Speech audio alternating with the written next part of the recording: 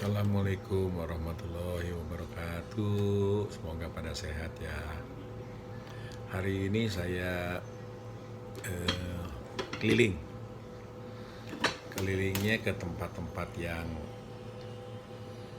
pertama tuh kita ke kantor lelang lah ya, ngobrolin bahwa kenapa di masa lalu kok bisa kejadian yang seperti Pak Robert alamin gitu kan. Karena harusnya kan tidak mungkin gitu kan, orang sudah 3 kali ke BPN diukur jadi sertifikat, kemudian juga sudah di hipotik karena pinjam meminjam, kemudian di SKPT gitu kan sebelum dilelang ya. Akhirnya dijelaskan juga bahwa keputusan pengadilannya itu tidak tertulis membatalkan sertifikatnya 139 yang Pak Robert beli gitu kan. Dan selanjutnya lah, tapi yang paling penting itu kami mendiskusikan soal bela negara di tempat itu gitu kan. Karena hari-hari ini pasti teman-teman tahu sekarang tuh ekonomi itu sinking gitu kan, mengecil, dan kita berdoa mendukung pemerintah semua pihak supaya berusaha supaya ini ekonomi bergerak lagi, maju lagi. Tapi kenyataannya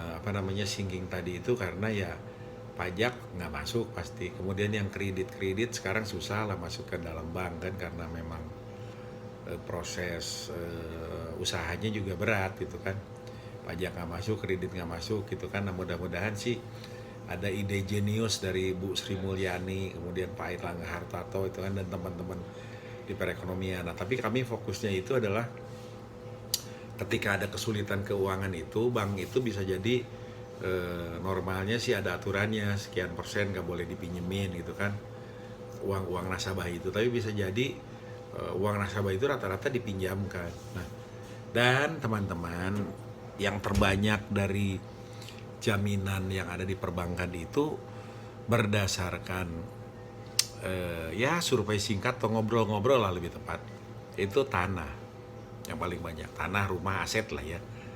Nah, yang bahaya itu adalah ketika kalau Pak Robert saja yang sudah berkali-kali oleh BPN diverifikasi itu ternyata bisa di pengadilan, ternyata bukan sertifikatnya, tanahnya Pak Robert sampai hari ini 600 juta dulu beli, sekarang kalau di appraisal tuh ratusan miliar, nggak bisa balik ke Pak Robert.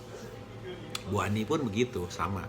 Udah di bank, sebuah bank gitu kan, sudah di hipotek juga, kreditnya udah keluar, tiba-tiba minta diganti. Nah, ujungnya yang Bu Ani itu dinyatakan oleh pejabat juga gitu kan di kementerian yang berwenang mengenai itu, ternyata tanahnya beda gitu kan, error in object. Nah, cerita begini tuh banyak di forum korban mafia tanah Indonesia gitu kan. Nah, kita konteksnya bela negara ini jangan sampai ketika sekarang sedang menciut ekonomi ini, nanti kemudian kan orang jadi ngambil tabungan nih, di titik tertentu uangnya nggak ada, diras. Nah, mudah-mudahan tidak terjadi, tapi bisa terjadi BLBI lagi. Nah, BLBI itu jaminannya tanah di perbankan.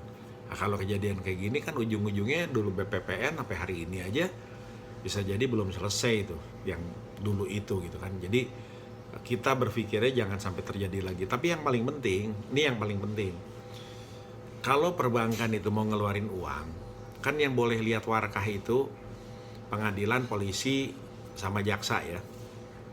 Nah, yang namanya perbankan itu kepala kantor pertanahan kota tersebut harus berani mengeluarkan surat keterangan dan bertanggung jawab bahwa setiap sertifikat yang dijaminkan itu warkahnya ada, artinya sejarah tanahnya, jual belinya, lurah dan camatnya juga tanda tangan di situ bahwa itu tanahnya sah. Jadi nggak bisa lagi di gugat-gugat gitu kan.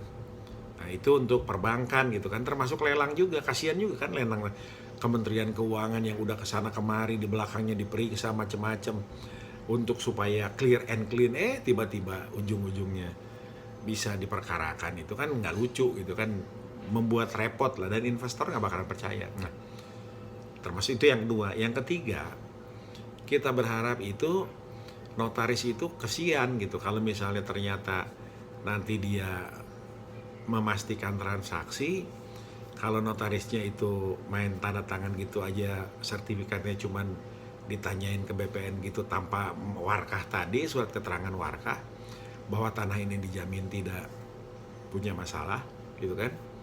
Nah ternyata di kemudian hari, kalau nggak salah saya dengar palingan bayar 1 juta atau 2 juta gitu notaris itu kan, kalau transaksi yang begitu aja gitu kan. Nah, nanti bayar pengacaranya mahal kalau tiba-tiba keseret-seret gitu kan, padahal sertifikat hak milik yang dilakukan transaksi itu. Nah jadi mohon ini mudah-mudahan nggak kejadian lagi, kasihan lah banyak pihak gitu kan. Nah itu yang substansinya gitu kan. Nah ini persoalan pertama yang tadi mudah-mudahan untuk ke depan ini bagian daripada proses bela negaranya FKMTI gitu kan, sehingga kasus-kasus begini tuh nggak kejadian lagi gitu kan. Sudahlah cukup gitu kan, di Badan Pertanahan ini cerita masa lalu aja gitu kan, ke depan jangan kejadian lagi. Dan ini bukan soal diukur, bukan soal one map policy. Nah, kalau dilihat itu memang ya kenyataannya begitu gitu kan. Yang saya pikir juga mudah-mudahan lah pada berubah aja gitu kan, sederhana lah kan. Orang sekarang udah makin terbuka dan banyak juga yang baik-baik gitu kan, karena sistem administrasinya juga lebih terbuka gitu kan. Nah, itu yang pertama. Kemudian yang kedua, ketika saya pulang di jalanan depan gedung Senayan ramai banget bos, ramai banget itu, waduh, orang di depan gedung DPR tuh ramai gitu kan. Saya bilang pada ngapain ini? Ternyata setelah diperhatikan ini soal demo RUU HIV gitu kan. HIV maksud saya, bukan HIV. Saudara-saudara saya yang tercinta, saya sebelumnya udah bilang nih, cari aja di YouTube gitu kan. Saya ngeluarin kepercayaan, trust yang diproksi. Saya cerita jangan saling jegal, selamatkan Indonesia, berjuang tuh nggak usah guling-guling. Silakanlah dilihat di YouTube gitu. Tapi intinya gini intinya. Sekarang itu, guys, saudara-saudaraku sebangsa dan setanah air, fokusnya itu di kesehatan dan ekonomi. Pancasila itu penting. Kan semua beberapa tahun selalu bilang, ya kan, saya Pancasila gitu kan, saya NKRI gitu kan, cinta NKRI. Nah, jadi, dan itu tahun 45 tuh udah selesai gitu kan. Ideologi itu udah selesai gitu kan. Saya mohon nggak usah balik lagi ke situ gitu kan. Ngapain diaduk-aduk lagi gitu kan, didebatin lagi gitu kan, jadi rame lagi begini. Oh sekarang jumlah orang yang lebih banyak.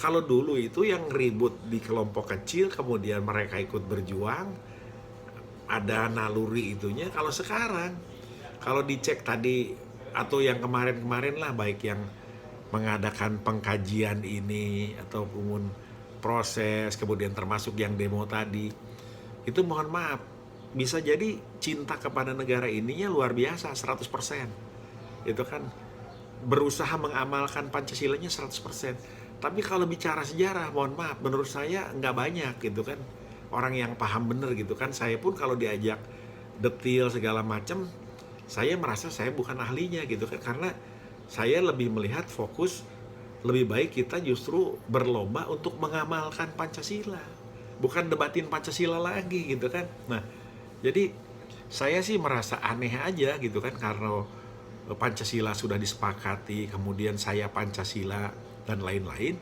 justru sekarang ada yang lain lagi gitu kan, yang jadi Ekasila, Tuhan berkebudayaan. Saya mah jujur aja, maksud saya silakanlah yang mau bersibuk-sibuk di situ gitu kan. Saya nih ngajak kepada seluruh bangsa ini, kita fokus di persoalan kesehatan bangsa Indonesia dan persoalan ekonomi kita, karena itu yang sekarang sedang berbahaya. Artinya apa? Kalau hari-hari ini atau terlihat bahwa yang beginian itu udah dianggap final, ngapain lagi dibahas gitu kan? Udah, itu nggak usah ditunda gitu kan. Kalau memang udah seperti ini, DPR-nya baca gitu kan di mana ininya, ya udah dibatalkan saja gitu kan. Ini mohon maaf gitu kan, maksudnya adalah Pancasila itu diwujudkan gitu kan. Jadi sebelum ini juga kan ketua BPIP-nya bikin statement apa gitu kan. Mohon maaf saya takut salah ngomong lah gitu kan. Tapi maksud saya dibikin gaduh tuh untuk apa gitu kan. Jadi kegaduhan itu selalu ujungnya para petualang yang mendapatkan keuntungan. Dan presidennya, kabinetnya, kemudian juga orang-orang yang harusnya fokus dalam pekerjaan berbangsa ini, ketika dibikin gaduh menjadi terganggu, ujung-ujungnya uang habis, waktu habis, konsentrasi capek, dan yang rugi negara gitu kan. Jadi ya kalau hari ini memang ke DPR memperjuangkan itu kemudian ini, ya mudah-mudahan hari ini adalah hari yang terakhir saja gitu kan, kita memfokuskan itu, dan setelah itu kita balik lagi fokus. Ingat, begitu rame, dan saya yakin juga kan mereka dalam pikirannya, wah ini mesti jaga negara kesatuan Republik Indonesia gitu kan. Jadi terpaksa dalam COVID begini juga mereka turun. Saya mikirnya sederhana gitu. Nah, tapi maksud saya nanti akan mancing orang lain turun lagi juga ke jalan gitu kan. Terus aja diaduk-aduk begitu kan, sayang gitu kan. Jadi balik lagi, mari kita tenang, kita fokus. Apa yang harus kita fokus? Kesehatan dan ekonomi. Coba. Semoga tidak terjadi ketika makin hari itu duit dari pajak, duit dari usaha, dan duit yang ada di bank terus keluar. Iya kan, terus keluar. Itu pojoknya apa gitu kan. Saya ulang lagi. Ketika itu semua keluar, ngambil ATM gak ada, ngambil di bank gak ada, tuh pojoknya apa? Nah artinya, kalau ekonomi konvensional yang dijalankan, itu ada titik tertentu yang itu berbahaya. Jadi harus ada sesuatu yang harus bisa ngamanin. Mohon maaf, saya belum dengar saya, uang di Indonesia itu dibatasin sekarang untuk luar negeri. Atau sementara ekspor itu harus balik lagi masuk. Transfer pricing dijaga, kemudian juga uang itu harus balik ke Indonesia dari ekspor. Saya belum dengar tuh. Tapi menurut saya dalam kondisi begini penting banget itu. Kita harus jaga negeri ini itu. Jadi duit itu jangan keluar, duit harus masuk ke dalam negeri ini. Gitu kan? Dan duit masuk itu bukan dianggurin di bank atau di ini, tapi diputerin. Kita puterin uang itu jadi usaha. Sekarang itu kan semuanya kalau kita mau jujur macet, berhenti. Nah, macet dan berhenti ini, saudara-saudara, ini mesti diakhiri gitu kan. Makanya kita keluar rumah. Keluar rumah tuh untuk produktif. Keluar rumah tuh untuk berusaha. Bukan keluar rumah itu untuk bermain-main gitu, atau apalagi bikin sesuatu yang menghambat usaha. Jangan, tolong, jangan. Jadi kembali lagi nih ya. Jadi saya tidak bilang bahwa kita paling baik, bukan itu. Saya paling ngerti, enggak, bukan itu gitu kan. Jadi tetapi marilah kita melihat, kita saling sumbang saran. Sebelumnya saya bilang bahwa rugilah kalau nanti lagi kayak begini mesti ribut soal jatuh-jatuhan, soal jegal-jegalan. Yang rugi negeri ini gitu kan. Sekarang juga saya ulang lagi, ini tuh masalahnya real. COVID itu belum ketahuan ujungnya. Kesehatan nih belum ketahuan ujungnya. Ekonomi ini dampak dan krisisnya belum ketahuan ujungnya. Sekarang ditambah lagi politik, kalau mau digoyang-goyang gitu kan. Terus kita mau ke ujung mana? Jangan sampailah bangsa ini disorong ke ujung jurang gitu loh. Disorong ke pinggir jurang, jangan sampai. Nah oleh karena itu, mari kita saling menyemangati gitu kan. Keadilan yang tadi tuh di awal-awal diceritain itu, mohon diwujudkan. Wujudkanlah keadilan itu. Kemudian jangan pemerintahan itu seperti pintu besi. Rakyat itu mau ketemu aja mesti ngemis-ngemis gitu kan. Wah Tuhan mau ketemu, terus mohon maaf saya nggak ada waktu. Lah emang yang gaji sampean itu semua kan masyarakat. Diberi kehormatan itu siapa? Masyarakat. Jangan sampai sampean itu bilang mohon maaf, ini sudah keputusan pimpinan, kalian harus patuh. Lah di negara demokrasi nggak bisa begitu gitu kan. Dibuka materinya, kita diskusi gitu kan. Jangan bilang saya yang punya kewenangan, nggak bisa begitu gitu kan. Walaupun semua itu pada kenyataannya ujungnya memang ada struktur, ada ketentuan, tetapi akal sehat, diskusi, silaturahmi itu perlu dikedepankan, gitu kan. Jadi mohon maaf, ini sekarang jangan bilang si A tuh orangnya si ini, si B orangnya si ini, jangan. Kita sekarang sama menjadi orang Indonesia, kita diskusi, kita cari jalan keluar, kita selesaikan, gitu lah. Jadi ini sudah situasi yang dari bulan Maret itu sekarang sudah hampir di akhir Juni, berarti Maret, April, Mei, Juni, 4 bulan, hampir jalan nih 4 bulan. Covid itu makin hari kalau lihat di ini makin banyak, tetapi juga kita bersyukur yang sembuh makin banyak, yang meninggal ketahan, terus semoga makin yang sehat makin banyak, artinya yang sembuh makin banyak, yang meninggal mudah-mudahan gak ada lagi. Nah, saya ulang lagi nih, mohon maaf saya ulang lagi. Semoga ini menjadi benchmark seluruh dunia, kalau berobat ke Indonesia itu pada sembuh. Indonesia iklimnya sehat. Mudah-mudahan nih, mari kita ciptakan gitu kan, jadi kita lebih tertib, lebih terarah, lebih fokus, lebih bergandengan tangan gitu kan. Nggak usah juga berpikir semua harus ideal, nggak usah juga marah-marah, karena Rasul aja gitu kan memberi peringatan kepada yang kaya-kaya dan yang berkuasa itu lemah lembut. Jadi marilah kita biasakan terus lemah lembut, kita mengingatkan, nggak usah pakai caci maki, nggak usah pakai galak-galakan, tetapi pakai doa, pakai nurani. Karena dengan Covid begini, bukan insya Allah nih ya, jangan-jangan juga ini bagian daripada mengingatkan kita semua supaya berbuat baik gitu kan, menjadi orang baik, menjadi lebih baik.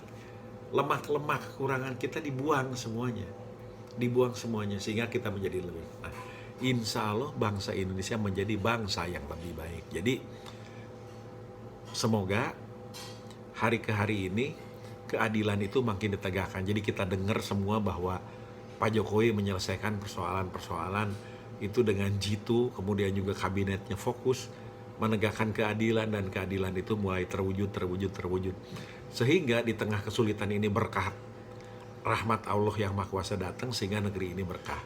Sekali lagi, negeri ini menjadi lebih berkah. Saya ngajak ke arah situ, sehingga tolong hal-hal yang disampaikan mengenai perampasan tanah itu tolong diselesaikan, karena pemerintahlah yang bisa melihat itu dan punya kewenangan untuk menyelesaikan itu gitu kan. Kalau masyarakat mah diputar-putar aja, terbukti udah puluhan tahun. Kalaupun di pengadilan menang, nggak selesai kasusnya, tidak terbuka kasusnya, cuman dibayar doang. Padahal kita ingin selesaikan kasusnya. Kalau dinego, dibikin rame, akhirnya ini dibayar saja. Penyebab utamanya dan sebab utamanya nggak kebuka, aktornya nggak kebuka, peraturan pemerintahnya, undang-undangnya nggak selesai. Nah, kita ngajak kepada Pak Jokowi, Pak Ma'ruf Amin, dan semua orang bijak, mari kita lihat fokus.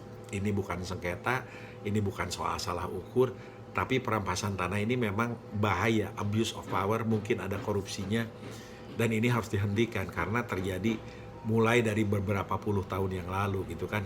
Jadi, dan ini juga menyangkut masa yang cukup panjang kalau salah-salah ambil keputusan. Jadi mohon dipimpin langsung Pak Jokowi, sekaligus juga menyemangati, begitu juga Pak Ma'ruf Amin. Kemudian mudah-mudahan tuntas, sehingga keadilan itu merekah di negeri ini, berkah itu datang.